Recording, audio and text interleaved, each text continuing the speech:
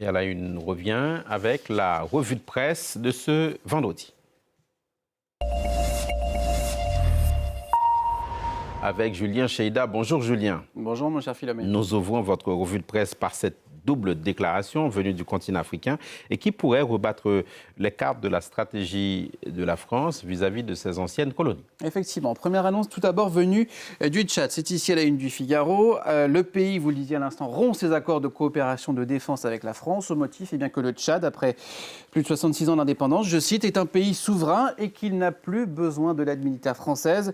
Annonce inattendue, écrit le journal, qui survient juste après la visite du ministre français des Affaires étrangères dans le pays. Seconde annonce qui vient cette fois-ci du président du Sénégal qui réclame dans le journal Le Monde le départ de tous les militaires français présents dans le pays. Le Sénégal, là aussi, même argument, est un pays souverain et démocratique. Il n'empêche que, le rappelle Le Monde, la sphère d'influence française dans la région se tarit de plus en plus. Paris n'est pas dupe de ces annonces, analyse l'hebdomadaire Courrier International qu'on voit ici. Et Paris a depuis plusieurs mois lancé une nouvelle stratégie de séduction vers le continent africain, en se rapprochant notamment des grandes puissances économiques comme le Nigeria ou l'Éthiopie. Reste à savoir, je cite, si le coq gaulois séduit encore alors que le sentiment anti-français sur le continent a atteint des sommets inégalés, conclut l'hebdomadaire. Un mot aussi, Julien, de ce psychodrame qui agite la sphère politique en France avec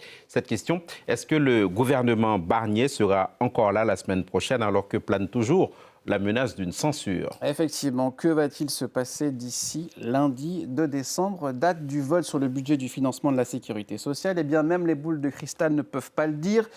Ce qui est sûr, Philomé, c'est que tout le monde est aux aguets. À commencer par Michel Barnier, avec cette grande interview aujourd'hui accordée au journal Le Figaro où il défend son budget ainsi que les plusieurs dizaines de milliards d'euros d'économies. Budget, on le sait désormais, qui passera par le 49.3, faute d'accord à l'Assemblée nationale. Il annonce notamment qu'il renonce à surtaxer l'électricité comme réclamé par le Rassemblement national. Alors, est-ce qu'on va vers une sortie de crise suite à cette annonce de Michel Barnier? Eh bien, réponse dans le journal Le Monde, c'était hier soir. Réponse de Marine Le Pen, eh bien non. Il a jusqu'à lundi pour revenir sur les deux autres mesures exigées par le Rassemblement national. Sinon, c'est la censure à l'occasion donc de ce vote sur le budget de la sécurité sociale. Mais en bon négociateur, eh bien regardez ce que dit ici Libération. Michel Barnier refuse d'être débranché. Le Premier ministre accepte de discuter sur les autres lignes rouges du RN, notamment la lutte contre l'immigration illégale, ainsi que l'instauration d'une plus de proportionnelle pour les législatives. Mais le risque, eh bien, écrit le journal, c'est que le maître négociateur, notamment du Brexit, soit soumis totalement à son maître chanteur. C'est en tout cas ce qui inquiète aujourd'hui les députés Renaissance. C'est ce qui fait dire clairement et tout simplement au journal La Croix, eh bien, que la motion de censure de la semaine prochaine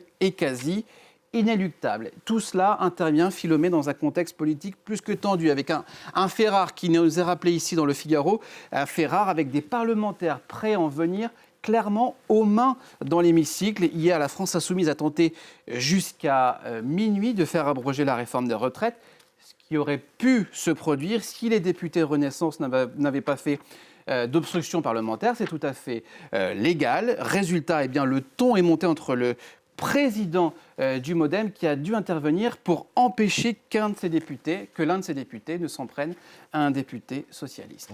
On aurait donc échappé de peu au pugilat Julien. Allez, il y a peut-être au moins un sujet qui rassemble et politique et opinion publique. On parle quand même de Notre-Dame. Oui, car personne n'y croyait vraiment lorsqu'Emmanuel Macron, en avril 19, au lendemain de l'incendie qui a touché la cathédrale, disait que l'édifice serait rebâti d'ici 5 ans. C'est désormais chose faite grâce à la volonté de ce chef de chantier présidentiel qui a mené, nous dit La Croix, les travaux tambour battant. Le Parisien parle même, regardez, du miracle de Notre-Dame et d'une fierté française. Alors avec cette actualité, évidemment, tous les jeux de mots sont possibles. Attention tout de même, écrit le Figaro, regardez, attention à l'égard du président Macron, car même s'il a suivi le projet de très près, même s'il a impulsé le projet, eh bien, la reconstruction de Notre-Dame, je cite, est une œuvre commune. Attention à ne pas vouloir trop attirer la lumière divine à soi, nous dit le Figaro. Même pour Libération, regardez, eh bien ça c'est la une d'aujourd'hui, c'est trop tard.